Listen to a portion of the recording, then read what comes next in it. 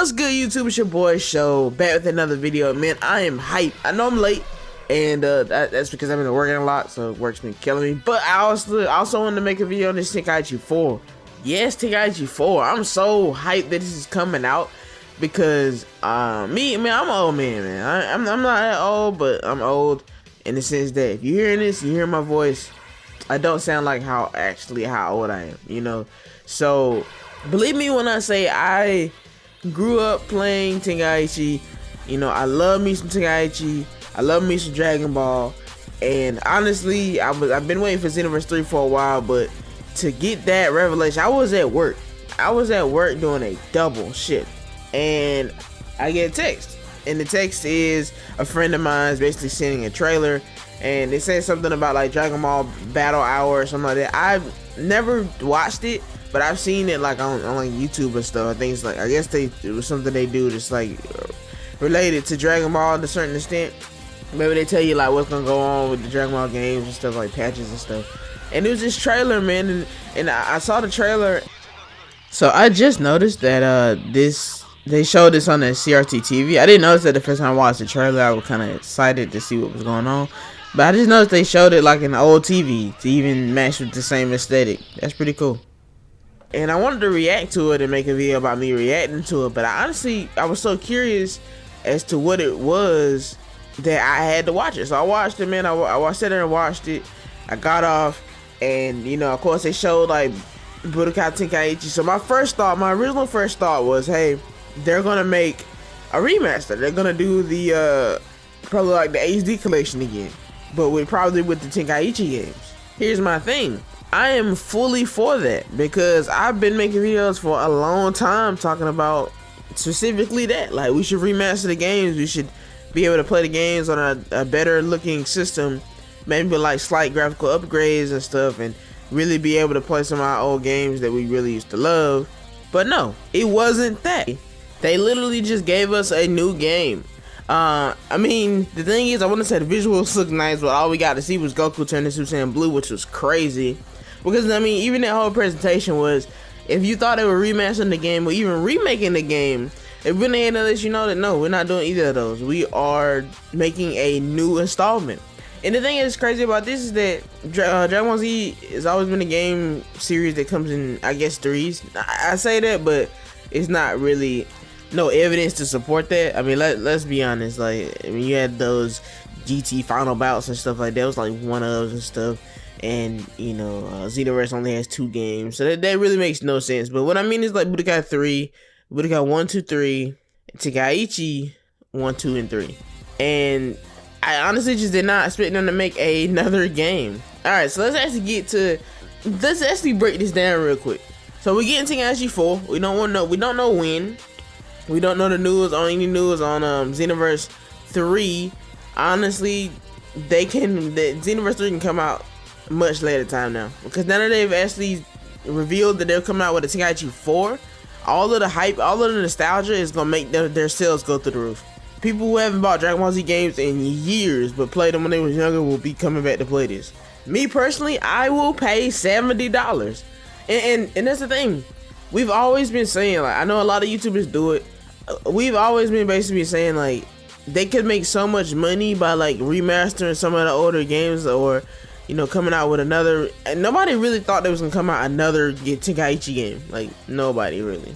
That's what makes this so crazy. Like, yes, Tenkaichi is an amazing franchise, but the best we ever could have thought would have happened is maybe like a couple of remasters or a little collection or something down the line. And you know, kind of how they've been doing with the older Final Fantasies. But well, I do agree that like a Kingdom Hearts type collection, but with like all the Budokai games, would have been fantastic. This is absolutely, it exceeds expectations. Like, the thing is though, there is some problems that may appear with the game just because of the generational difference. But before we get into that, I do want to say, man, RIP to all those Naruto only fans. Now, you know what I'm saying? For me personally, I like Naruto and Dragon Ball Z. I like them all. One Piece, Bleach.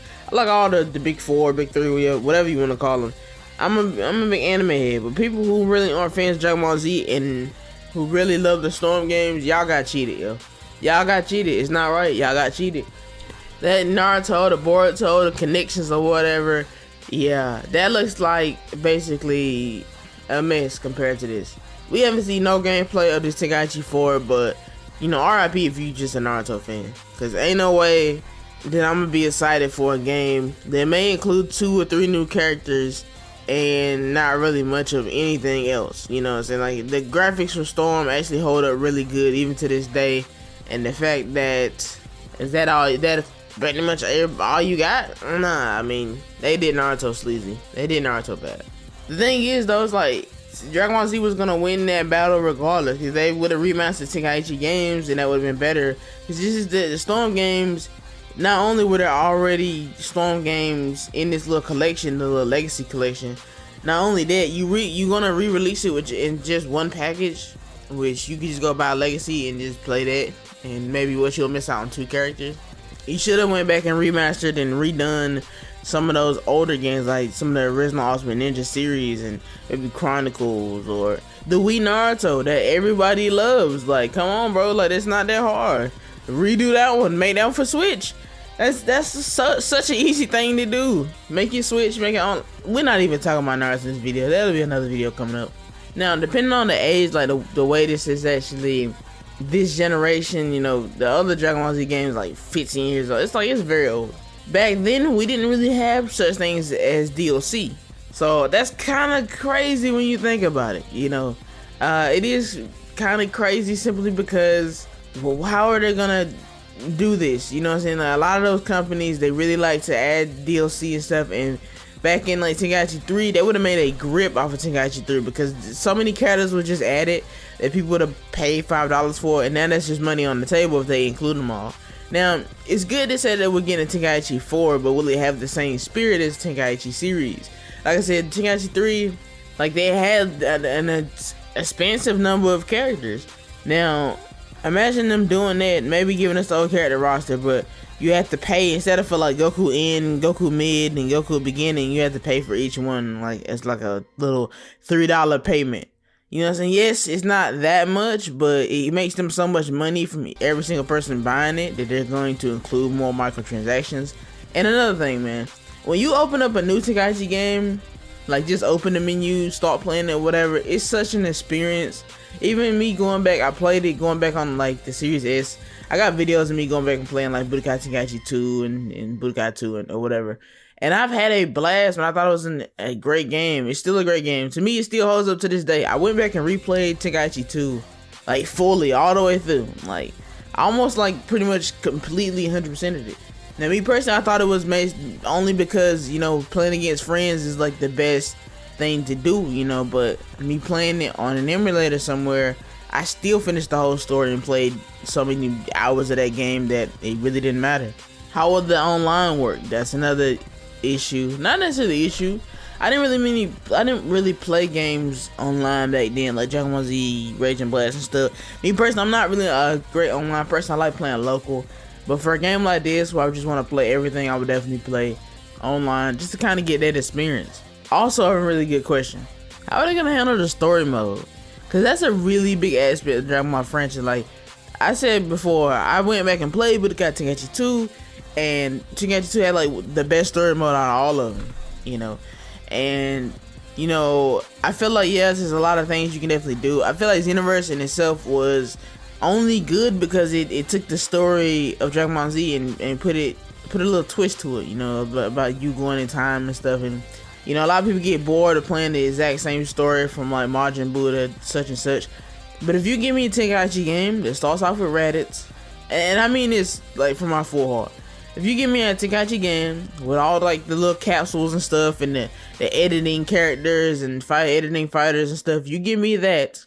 Give me an interactive story mode where I can fly and visit the lands of like Dragon Ball Z and like actually go and see some of the environments Dragon Ball Z, like West CD. Basically a mixture of Kakarot and Tenkaichi, like how they got in Kakarot where you can go to different places.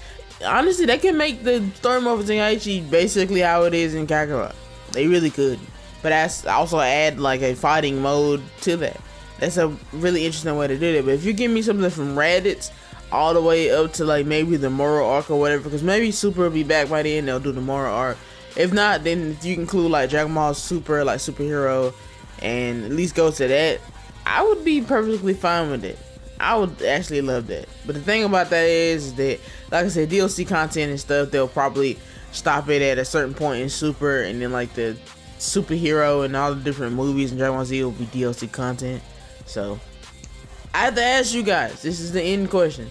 How do you feel like this? Because I feel like, yes, we are very hyped right now. The hype is like immense, and the hype itself is gonna make me buy the game regardless. But the problem with these types of announcements is that they rarely be as good as they seem. So let me know that in the comments below. Are you excited for this?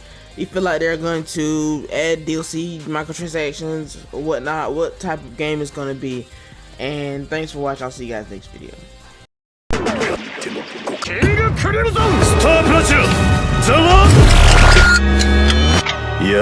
Star